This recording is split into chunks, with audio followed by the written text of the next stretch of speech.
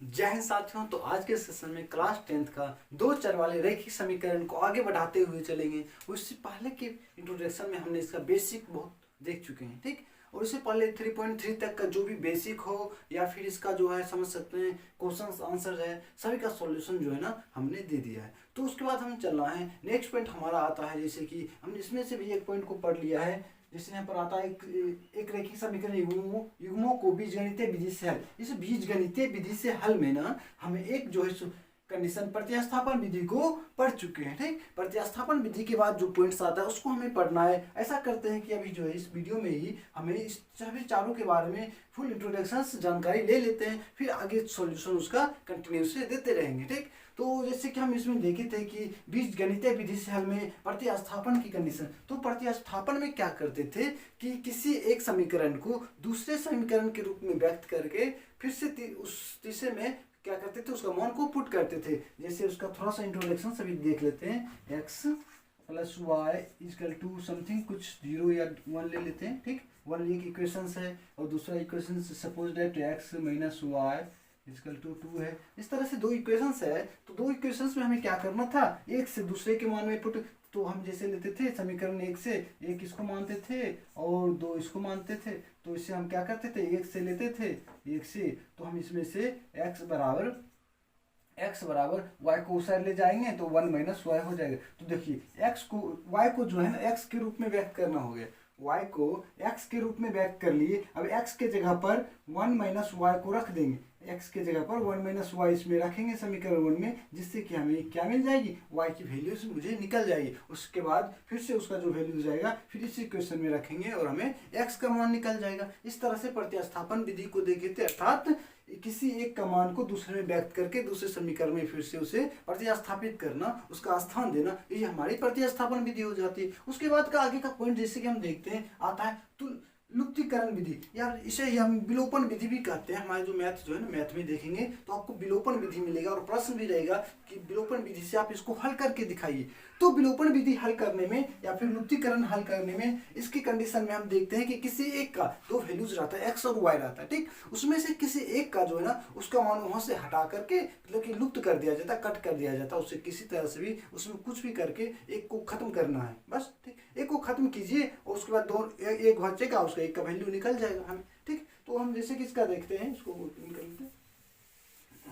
जैसे कि लुप्तीकरण विधि में के लिए हम देखेंगे, लुप्तीकरण के लिए इसके लिए अगर एक इक्वेशन लेते हैं x plus y equal to 2 लेते हैं ना, और यहाँ पर लेते हैं x minus 4 y equal to 6, ठीक। हम इस तरह से इक्वेशन 2 लेते हैं। दो इक्वेशंस ले लिए यहाँ से। दो इक्वेशंस लेने के बाद हमें क्या करना है, इसमें लुप्तीकरण में होता है कि लुप्त करना है। जैसे कि हम यहाँ देख रहे हैं कि एक्स वाई है, इसमें से किसी एक को खत्म कर देना और हमें एक बचेगा, उससे एक का वैल्यूज हमें निकल जाता है। जैसे कि हम इक्वेशन 1 देख रहे हैं, पर इक्वेशन 1 है और इक्वेशन 2 है, ठीक। इसमें से अगर देख रहे हैं कि इसमें x plus y equal to 2 है, x minus y equal to 6 है। हम अगर जो इस दोनों को अगर इक्वल करें, योग करेंगे मतलब जोड़ेंगे, प्लस करेंगे, ऐड करेंगे, तो इस दोनों वाई कट जाएगा और हमें क्या बच जाएगा, x बच जाएगा। तो y को लुप्त कर दिए हम यहाँ से, क्या कि x को लुप्त कर दिए। या फिर इसी में दूसरा पॉइंट रहेगा कि अगर जो इस तरह से दिया हुआ है, अगर यहाँ पर वैल्यू सपोज कुछ और रहे, अगर यहाँ पर 2y दे दिया जाए, ठीक,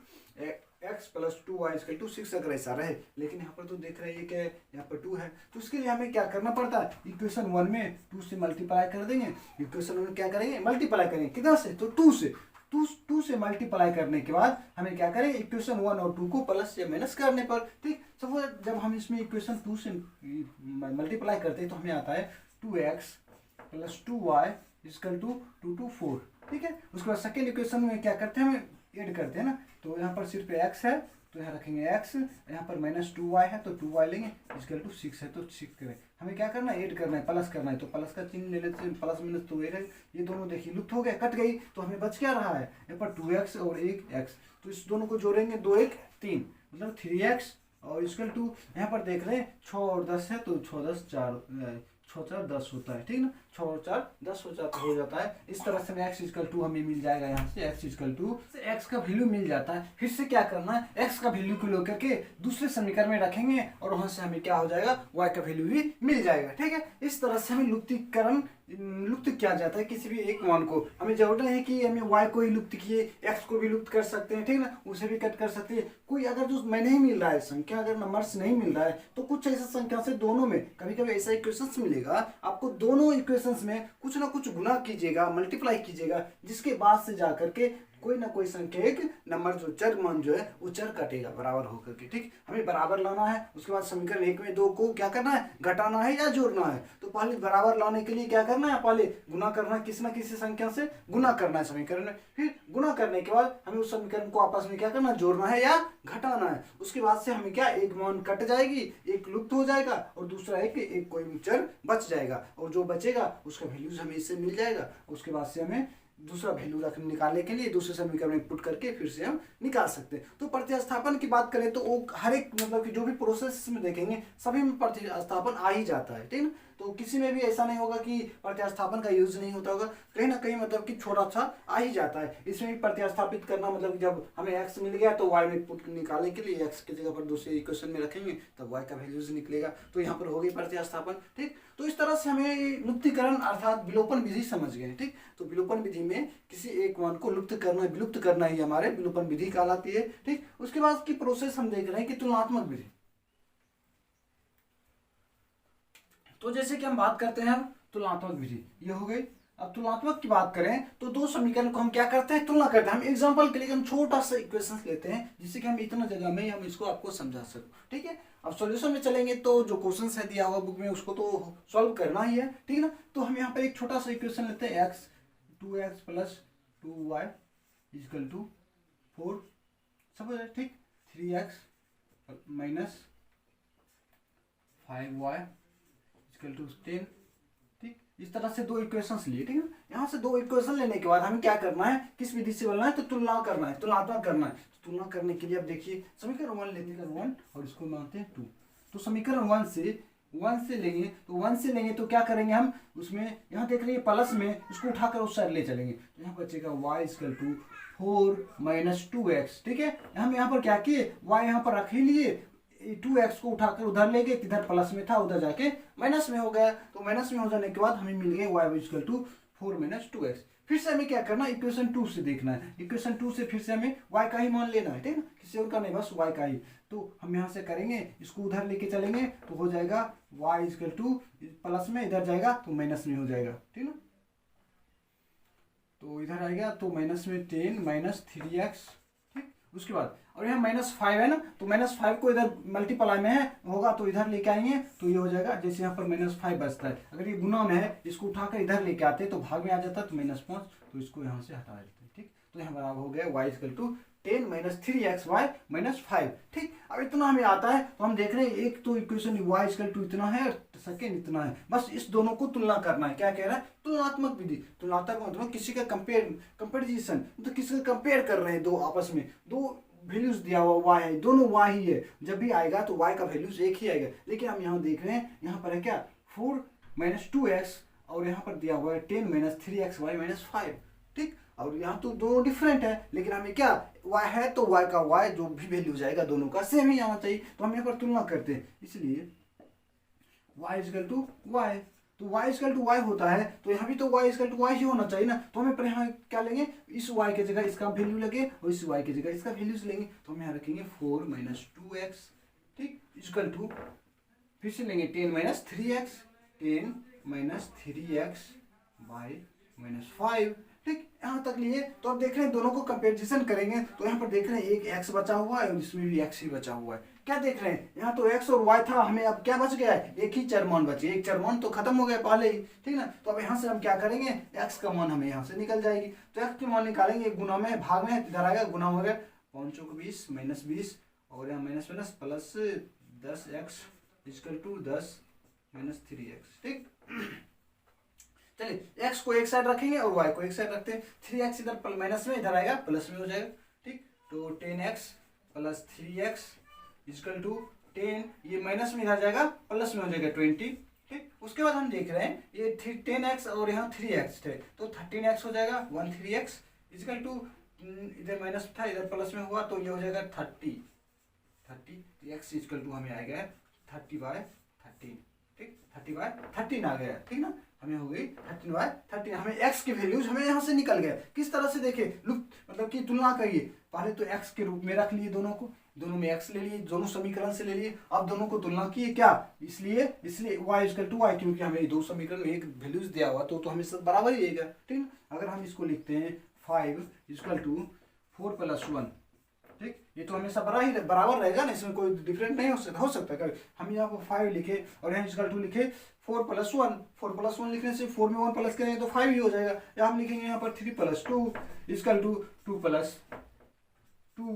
1। इस तरह से अगर हम दे दें जिसमें कुछ है क्या, कुछ अलग है क्या, हमें यहाँ प्लस ऐड करते हैं 3 2 5 हो जाता है, और ये भी 2 2 4 1 5 हो जाता है। या फिर इसको हम इस तरह से लिखेंगे 2 × 2 + 1 इक्वल टू 2 + 2 + 1। तो यहाँ देख रहे हैं 2 2 4 4 1 5। इसमें सिर्फ हमने क्या किया, यहाँ पर मान थोड़ा सा डिफरेंट कर दिया, लेकिन दोनों को कैलकुलेशन करने के बाद हमें वही मिल रहा है। ठीक, उसके अलावा कुछ और नहीं मिल रहा है। हमें यहाँ भी पूरा 5 ही होगा, यहाँ भी 5 ही होगा, ये भी 5 होगा और ये भी 5 ही होगा। उसी तरह से जितना वैल्यू इसका आएगा उतना ही वैल्यू इसका भी आएगा, सिर्फ यहाँ पर डिफरेंट है, उसका कुछ मान इसमें वैल्यूज है वो अलग अलग है। ठीक है ना, दिखने में थोड़ा बड़ा लग रहा है, छोटा लग रहा है, इसलिए हमने क्या रखा, y = y, दोनों आपस में बराबर ही आना चाहिए। तो y = y लिए तो फिर से हमें यहाँ क्या देख रहे हैं, y = 4 - 2x और 10 - 3xy - 5 है। ठीक, तो दोनों को इक्वल किए, दोनों को इक्वल करने से हमें x के वैल्यूज मिल गए। यहाँ से जब x का वैल्यू मिल गया तब अब यहाँ से क्या करेंगे, प्रत्यास्थापन विधि जो देख रहे थे उसी विधि से चलेंगे, और उसमें क्या करना है, x का मान जो है ना इक्वेशन 1 या 2 में पुट करके हमें y का मान निकाल लेना है। ठीक, तो इसमें भी हम देखें क्या प्रत्यास्थापन, तो इसमें भी आ गया, इसमें तो देख ही लिया, और ये तो एक प्रत्यास्थापन है ही, तो सबका गुरु कौन है, प्रत्यास्थापन है, ये सब में घुस जाएगा, सब में आ जाएगा। ठीक, इतना समझना है, प्रत्यास्थापन को छोड़ना नहीं है कहीं पर, प्रत्यास्थापन इज वेरी इंपॉर्टेंट है। ठीक है ना, वो हमेशा साथ रहेगा, हमेशा यूज होता ही रहेगा प्रत्यास्थापन का। ठीक है, तो प्रत्यास्थापन जो हमारे लिए प्रमुख हो जाता है, उसके बाद दूसरी विधि देखते हैं, तो दूसरी विधि में भी चलेंगे तो प्रत्यास्थापन का यूज हो ही जाता है। तो हमने यहाँ पर देखा क्या, इसमें भी प्रत्यास्थापन उसमें स्थित करेंगे तभी जाकर के हमारा एक वैल्यूज निकलेगा।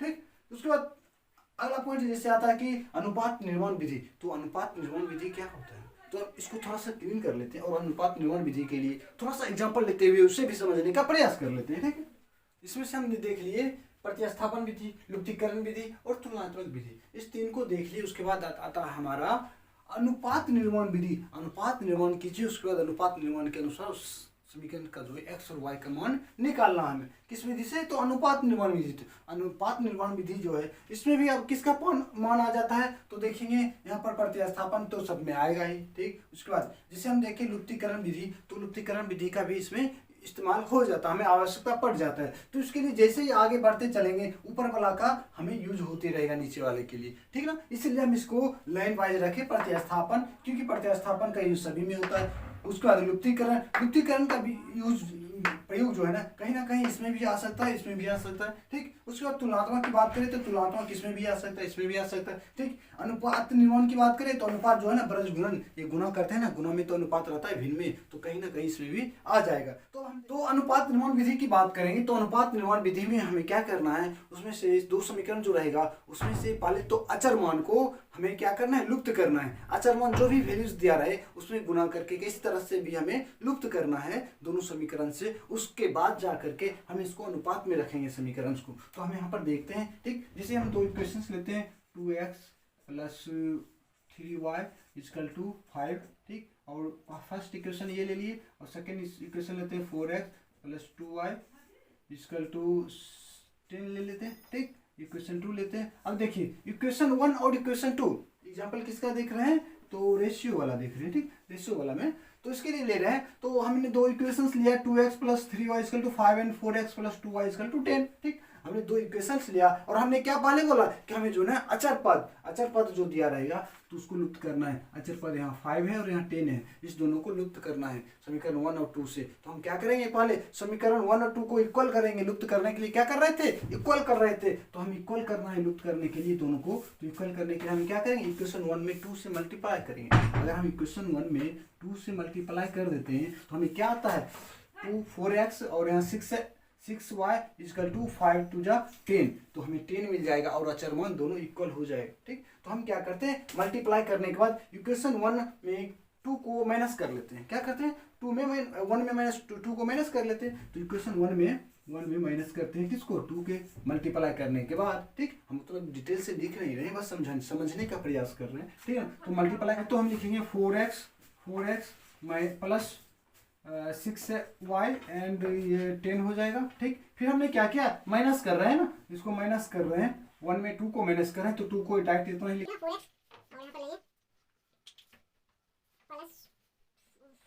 Equal to 10। चलिए, हमें थोड़ा सा इक्वेशन में अपना मान से लिए तो थोड़ा सा डिफिकल्ट हो गया, तो इसको थोड़ा डिफरेंट करना चाहिए, 3 रख लेते हैं, इसको 3 रख लेंगे, ठीक रहेगा। नहीं तो हमें वो दोनों का दोनों कट जाता है, हमें किसको काटना है, सिर्फ लास्ट ये अचर मान को काटना है, ठीक है। तो अचर मान को कट करते हैं, तो यहाँ माइनस करते हैं, तो माइनस, ये भी माइनस, ये भी माइनस, ये दोनों कट जाता है यहाँ से, ठीक। यहाँ से कट जाने के बाद, यहाँ से कटने के बाद हमें क्या बच रहा है यहाँ पर, 4x बाय यहाँ 3x, तो 4 में 3 गया कितना बचेगा, तो 1 बचेगा, तो सिर्फ प्लस वाला ज्यादा है तो 1x बचेगा। फिर यहाँ पर देख रहे हैं प्लस 6y है और यहाँ 2y है, तो 6 में 2 गए तो यहाँ बचेगा 4y, ठीक ना। तो यहाँ पर प्लस में 4y बचेगा और यहाँ पर देखेंगे लास्ट में तो ये तो 0 हो गया, ठीक। अब 0 हो जाने के बाद हमें क्या करना है, अब हमें करना है इसी इक्वेशन को आगे बढ़ाना है। हमें वहां पर मिल रहा है कितना, x plus 4y equal to 0, इस तरह से हमें मिल रहा है। तो हमें यहाँ पर करना है, x को यहाँ प्लस में तो उधर लेके चलेंगे माइनस में हो जाएगा ना, तो हमें लेना है तो 4y equal to minus x, ठीक है। उसके बाद हम क्या करते हैं, इसको जैसे यहाँ गुना में है उसको भाग में, क्योंकि हम क्या कर रहे हैं, अनुपात कर रहे हैं, अनुपात में तो फिर में लाना है, तो हम इसको क्या करेंगे, इसको उठाकर उधर लेके चलेंगे, यहाँ बचेगा y equal to minus x by 4, ठीक। और y के नीचे कुछ नहीं तो 1 हो गया, ठीक। यहाँ से हमने क्या किया, y 1 equal to minus x by 4, इस तरह से अनुपात मिल गया। अब इस अनुपात को हमें क्या करना है, यहाँ से हमें मान लेना है, ठीक है ना। मान लेना है किसके बराबर है, कोई संख्या, कोई भी के पी क्यू आर एस कुछ भी लेंगे, ठीक ना, उसके बराबर ले लेते हैं, ठीक। ये जो अनुपात आया हमें y by 1 equal to minus x by 4, ये जो हमें मान लिए क्या, ये किसी संख्या x के बराबर में, सॉरी k के बराबर में है, ठीक ना। अब k के बराबर में है, तो k के बराबर में है तो हम यहाँ लिख सकते हैं y by 1 equal to k, ठीक। और सेकेंड लिख सकते हैं minus x by 4 equal to k, ठीक ना। इस तरह से हम ले सकते हैं, क्योंकि दोनों के बराबर में है तो ये भी इसके बराबर, ये भी इसके बराबर, ठीक। तो उसके बाद हम यहाँ पर लिख सकते हैं y इक्वल टू k ही रहेगा, और यहाँ पर x इक्वल टू हो सकता है हमें x equal to minus x को उधर माइनस 4 को लेके चलते हैं, तो यहाँ पर बचेगा माइनस 4k, ठीक। क्या आएगा, माइनस 4k, ठीक है ना। तो हमने देखा कि y इक्वल टू k आया और हमें x equal to minus 4k आया। इस तरह से x और y का वैल्यूज हमें निकल के आया k के रूप में। अब हमें क्या करना है, इस y को या इस x को इक्वेशन 1 में पुट करना है। तो इक्वेशन हमने 1 क्या माना था, 2x plus 3y equal to 5, तो इक्वेशन 1 में पुट करना है। जब देखिए पुट करना है मतलब कि प्रतिस्थापन विधि, देख रहे हैं प्रतिस्थापन यहाँ आ गई, ठीक, यहाँ आ गई है। तो हम लिखेंगे 2x के जगह 2x है, x के जगह हमें लिखना है, x की जगह लिखना है माइनस 4k, ठीक। उसके बाद बीच में प्लस है तो प्लस लेंगे, फिर से है 3, उसके बाद है y, तो y के जगह सिर्फ k देंगे, इक्वल टू 5 है, ठीक। इस तरह से हमें यहाँ पर यहाँ ले लिए। अब इसको कैलकुलेट करेंगे तो ये कटेगा तो 4 दूनी 8 हो जाएगा, और यहाँ पर k हो जाएगा, और यहाँ प्लस में 3k हो जाएगा, और यहाँ पर 5 हो जाएगा, ठीक। अब देखिए 8 माइनस में है और 3 प्लस में है, तो माइनस में 5k बचेगा, 5k बचेगा इक्वल टू 5, और ये 5 कट जाएगा तो k equal to minus 1, k equal to minus 1 हमें मिल गया, k बराबर माइनस 1 मिल गया। अगर k बराबर माइनस 1 मिल जाता है तो हमें क्या करना है, फिर से अब क्या करना है, फिर से k का मान जो है ना हम यहाँ पर रखेंगे, तो हमें मिलेगा xy, ठीक। इसलिए y इक्वल टू हमने क्या लिया था, k, y equal to k, और k इक्वल टू हमें कितना आया, माइनस 1, अर्थात y का मान हमें कितना आया, y इक्वल टू माइनस 1 हमें मिल गया यहाँ से, ठीक। y इक्वल टू माइनस 1 मिल गया। फिर इसी तरह से हम देखेंगे, अब k माइनस 1 आया है और हमने क्या माना था, x equal to minus 4k, इसलिए x equal to minus 4 into minus 1 equal to plus minus minus plus 4 sorry x equal to 4। तो हमें यहाँ पर क्या देखे, y इक्वल टू माइनस 1 और x इक्वल टू 4, दो वैल्यूज हमें यहाँ से मिल गया है, ठीक। इसी तरह से इसका सॉल्यूशन आ जाता है, ठीक। अनुपात विधि, अनुपात में हमने पहले क्या किया, इस प्रोसेस को आपको देखना होगा, समझना होगा। तो पहले हमने देखे, एक बार और समझ लेते हैं। पहले क्या किए, हमें दोनों में से अचर मान को हटाना है, अचर मान को खत्म करना है, तो हमने अचर को खत्म किया, ठीक, अचर खत्म करने के लिए हमें क्या करना पड़ा, इक्वेशन वन में 2 से मल्टीप्लाई करना पड़ा। 2 से मल्टीप्लाई करने के बाद हमने देखा कि अगर समीकरण 1 में 2 को घटा देते हैं तो हमें ये अचर खत्म हो जाता है, तो हमें बचता है x प्लस वो 4y इक्वल टू 0। ठीक, अब यहाँ से हमें अनुपात में लाना है, तो अनुपात के लिए हमें किसी को एक को उधर ले जाना है, या 4 को ले जाइए या x को ले जाइए। तो हमने क्या किया, x को ही लेके चले गए। चलिए x को उसाट किए तो 4 माइनस एक्स बच गया। ठीक, माइनस एक्स बच गए। माइनस एक्स बचने के बाद हम देख रहे हैं यहाँ मल्टीप्लाई में है 4y और इधर मल्टीप्लाई में इधर डिवाइड में हो जाएगा y by 1 equal to minus x by 4 आ गया। हमने क्या किया, इस अनुपात को, अब देखिए अनुपात में जो आ गया ना यही हो गया अनुपात। अब अनुपात में आ गया तो हमने इस दोनों अनुपात को मान लिए के। क्या मान लिए, के। जब के मान लेंगे तो के इसके बराबर भी के, इसके बराबर भी के और ये दोनों के बराबर भी के। ठीक, तो हमने y बाई 1 को बराबर में के रखे और x बाई 4 के बराबर भी के रखे, तो यहाँ से हमें y बराबर के मिल गया और यहाँ पर x बराबर माइनस 4 के मिल गया। ठीक, जब यहाँ पर मिलने के बाद x और y का वैल्यू हम समझ लेते हैं कि के है और इसका में -4 के है, तो हमें क्या करना है, इक्वेशन 1 में इसको पुट करना, प्रतिस्थापित करना है। तो समीकरण 1 में प्रतिस्थापित किया तो उससे हमें के की वैल्यू मिल गई। जब के का वैल्यू हमें मिल जाता है, -1 हमें मिल गया, तो फिर से क्या करना है, y में के रखना है और x में के रखेगा तो हमें मिल जाएगा x और y। ठीक, कितने आसान से हमें इसको समझ लेते हैं। ठीक, उसके बाद जैसे कि आता है नेक्स्ट पॉइंट, जैसे आता है हमारा कौन सा, ब्रज गुणन विधि, और ये लास्ट है जिसमें जिसके बाद ये चैप्टर्स भी खत्म हो जाएगा। ठीक, इस विधि को, इस इंट्रोडक्शन को हम देख लेंगे। इंट्रोडक्शन के बाद बस हमारा सॉल्यूशन बच जाता है, चैप्टर वाइज सॉल्यूशन को भी हम बनाने का प्रयास कर लेंगे। ठीक है, तो हम जैसे कि अब ये ब्रज गुणन देखेंगे, लेकिन इससे पहले हम इसको थोड़ा सा विधि, तो ब्रज गुणन विधि को अभी हम समझेंगे, लेकिन उससे पहले एक छोटा सा पॉइंट ये बनता है हमारा, ये जो है 3 पॉइंट हम देखते हैं, इस 3 पॉइंट के बारे में बात की जाए तो ये तभी लागू होता है, तभी फॉलो करता है जब वो प्रतिच्छेदी रेखा हो। क्या हो, प्रतिच्छेदी रेखा। जब प्रतिच्छेदी रेखा बनाता हो तभी जाकर के हम प्रतिस्थापन विधि या तुलनात्मक विधि या फिर लुप्तीकरण विधि से बना सकते हैं। यदि इसके अलावा दूसरा कोई आए, दूसरा कोई मतलब कि जैसे समांतर रेखा बना रहा हो, ठीक, समांतर रेखा के लिए ये रूल फॉलो नहीं हो पाता है, इसकी विधि से नहीं बनाया जा सकता है, तो उसके लिए हमें पकड़ना पड़ता है किसका, ब्रज गुणन विधि के लिए। ठीक है, तो उसके लिए हमें आवश्यकता पड़ता है ब्रज गुणन विधि का, तो इसीलिए हम देखेंगे इसको। अब देख लीजिए, और ये तीनों जो है कहीं ना कहीं हमें ब्रज गुणन विधि में यूज हो ही जाता है। ठीक है, तो हमें इस तीनों को भी हमें अच्छी तरह से जानकारी रहना चाहिए। तो हम चलेंगे, जैसे ब्रज गुणन विधि है तो इस गुणज विधि को हम देखेंगे, तो उसके लिए हमें थोड़ा सा पूरा डिटेल्स में देखना होगा, तो हम इसको थोड़ा सा क्लीन करते हैं। उसके बाद हम देखेंगे इसके पूरा बेसिक से सही तरीके से वो समझने का प्रयास करेंगे।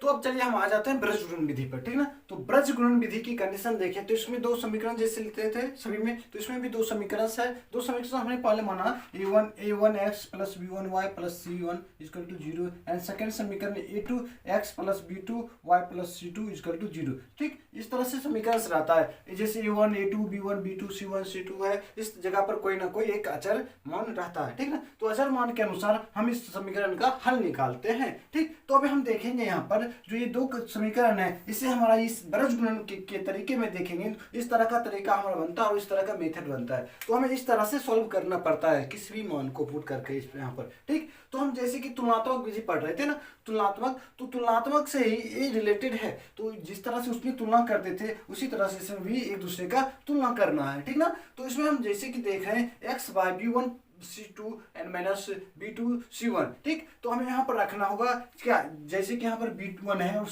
b2 है, तो b1 b2 के जैसे कहीं कुछ ना कुछ वैल्यूज दिया रहेगा उसमें। ठीक, समीकरण में उस वैल्यूज को यहाँ पर पुट करना है। पुट करने के बाद क्या होगा कि हम देखेंगे यहाँ पर पूरा का पूरा अचर मान निकल जाएगा। ठीक ना, इसमें एक चर रहेगा, जैसे x है तो ये चर रहेगा, y है तो ये चर रहेगा, तो ये जो है ना एक इसमें एक चर रहेगा, लेकिन एक लास्ट वाला जो कंडीशन बनता है यहाँ पर माइनस आएगा। ठीक ना, यहाँ पर एक ऐसा कंडीशन बनता है कि एक पूरा का पूरा जो है अचर मान रहेगा, इसमें कोई चर नहीं रहेगा। ठीक, क्योंकि यहाँ पर एक अचर है और यहाँ पर जो सॉल्यूशन निकलेगा, क्योंकि ये दो सबका सब एक अचर है तो अचर रहेगा। तो हम इससे कंपेयर करेंगे, इस इक्वेशन को उठाएंगे और इसको दोनों को कंपेयर करके हम क्या करेंगे, x का वैल्यूज निकालेंगे, फिर से इसको उठाएंगे और इसके साथ कंपेयर करेंगे, तुलना करेंगे, उससे हमें y का वैल्यूज निकाल लेंगे। ठीक है, इस तरह से सॉल्यूशन होता है। तो इसकी याद करने की बात की जाए, एक फॉर्मूला बनता है इससे, तो याद करने की बात की जाए तो हम इसको इस तरह से याद रखेंगे, x bc है, फिर ac है, फिर ab है। ठीक ना, तो ab है तो इसमें हम याद रखेंगे कि 12 21, फिर इसमें 21 12, ac में 21 12 और ab में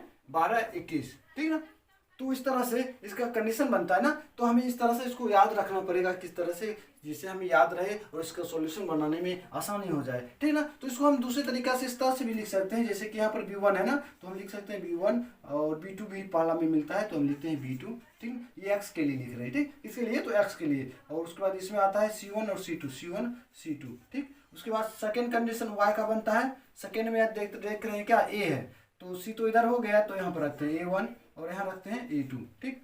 उसके बाद थर्ड कंडीशन यहाँ पर बन रहा है, देख रहे हैं इसमें क्या है, A हो गया, C हो गया, और फिर से यहाँ पर B आता है, मतलब फिर से भी यहाँ पर लिखना पड़ेगा, और यहाँ पर -1 लिए थे तो -1 रखेगा, तो यहाँ पर बनेगा फिर से B1 और B2, ठीक है। इस तरह से दो हमने लिया। फिर से देख रहे हैं क्या B1 के साथ में क्या गुणज में है, तो C2, तो B1 के गुना में C2 है, ये इससे गुना हो जाएगा और ये जो है इसके साथ गुना हो जाएगा, देख रहे हैं ना, B1 C2 B2 C1, ठीक। इस तरह से अगर हम इस चार्ट को याद रखेंगे तो कहीं भी क्रिएट करके हमें पता कर लेंगे कि फॉर्मूला ये जो है ना कि क्या होगा, कैसा प्रोसेस इसका रहेगा, बस हमें इसको याद रखना है। तो B1 B2 C1 से रहेगा मल्टीप्लाई में, और B1 C2 से, देख रहे हैं इसको यहाँ से टच कर रहा है, इसको यहाँ से टच कर रहा है, ठीक है। उसके बाद यहाँ की कंडीशन होती है, जब दोनों पहले इसको गुना करना है, उसके बाद इसको गुना करना है, और दोनों को क्या कर देना है, बीच में माइनस रख देना, क्या करना है, माइनस रख देना, ठीक। पहले इसमें इसको माइनस कर देना, इतना ध्यान में रखना, ठीक है ना। ये फर्स्ट कंडीशन हो गया। सेकंड कंडीशन देख रहे हैं y के लिए, ये हो गया y के लिए, इसको थोड़ा बीच में रख देते हैं y,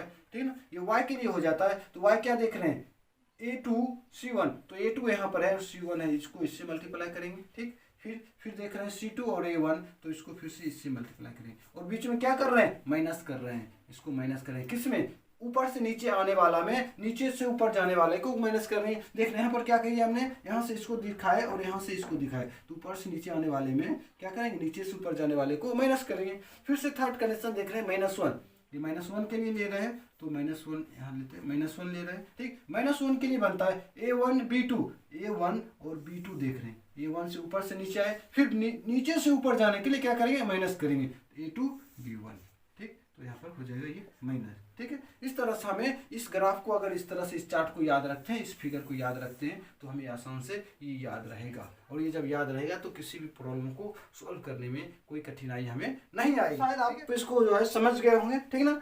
तो हम इसको जो है ना इस तरह से याद रख सकते हैं, क्या 12 21 21 12 12 21, ठीक। और बीच में क्या होता है, माइनस होता है x y और -1, ठीक। और जब हम इसका वैल्यूज निकालेंगे तो इसको इक्वल करके, क्योंकि पूरा का पूरा जो भी आएगा ये एक अचर होगा, अचर मान हो जाएगा, अचर, ठीक। लेकिन यहाँ पर देखेंगे इसमें एक चर रहेगा और इसमें चर रहेगा, और दोनों को क्या करेंगे, तुलना करेंगे, कंपेयर करेंगे, इसके साथ कंपेयर करें, क्योंकि ये इसके बराबर है, ये इसके बराबर है, मतलब कि दोनों के बराबर में ये है, तो एक बार इसके साथ बराबर लेंगे, इसके साथ बराबर लेंगे, तो एक बार जो लेंगे उसमें x का मान निकलेगा, एक बार जो लेंगे उसमें y का मान निकलेगा। तो इसके बाद हम जब प्रश्न पर चलेंगे, ठीक, जब इसके ये चैप्टर्स जो क्वेश्चन आएंगे उस चैप्टर के क्वेश्चन पर चलेंगे, तो इससे और आसान हो जाएगा हमें समझने में, और हमें जो है जब तक प्रैक्टिस नहीं करेंगे तब तक कुछ होने वाला नहीं है, ठीक। तो आपको भी प्रैक्टिस करना चाहिए और प्रैक्टिस कीजिए, जिससे कि आपको कोई भी पैथ जो है ना आसान हो जाएगा आपको बनाने की। नहीं तो आप सोचेगा कि एक बार हमने समझ लिया उसके बाद हो गई तो हो गई तो हो गई, तो बस अब जब बनाइएगा, एग्जाम में बैठेगा बनाने के लिए, तो दिमाग से ही निकल जाएगा, सोचेगा कि भाई तो मुझे आता था